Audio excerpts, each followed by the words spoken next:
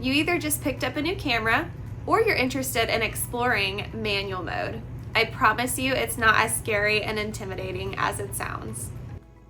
If you were or are using any other modes on your camera dial, like auto, it's likely that one or more settings are going to be controlled by your camera. And you want to avoid this because your camera's brain is not always great at guessing. The three main settings that you're going to want to learn is the ISO, the shutter speed, and the aperture. All three of these settings work together and affect each other, but let's learn them separately first.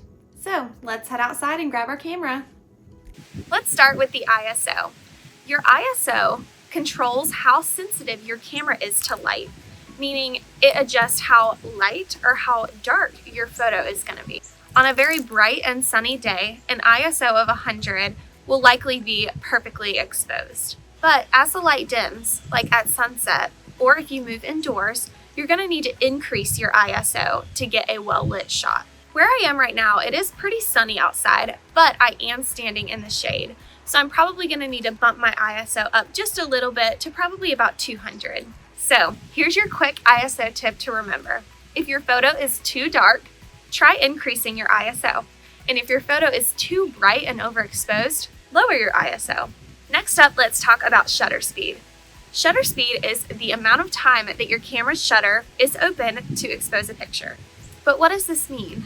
When you think about shutter speed, you should think of blurry versus sharp photos. So your shutter speed affects how motion is captured. A low shutter speed, like 1/30, lets you caption motion blur. People tend to use these slow shutter speeds in an artistic way, often to capture motion in a still image. A fast shutter speed, like 1/1000, often freezes action, so this can be used with sports or wildlife. Your quick tip to remember for shutter speed is if you want a sharp action shot, you're going to want a higher shutter speed. And if you want a motion blur in your image, then you're going to want to go with a lower shutter speed.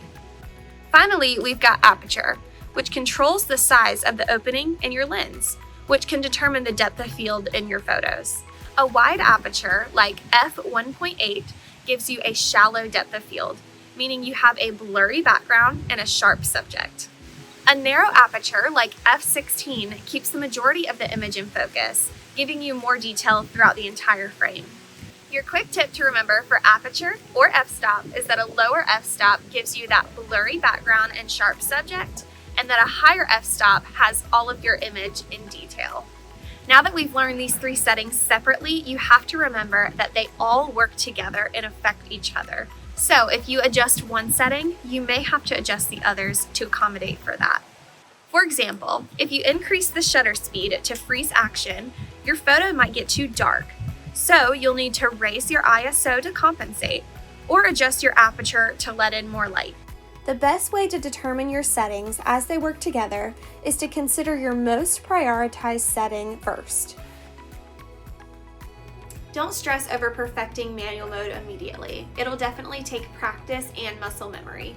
But remember these few takeaways and you'll definitely get a head start.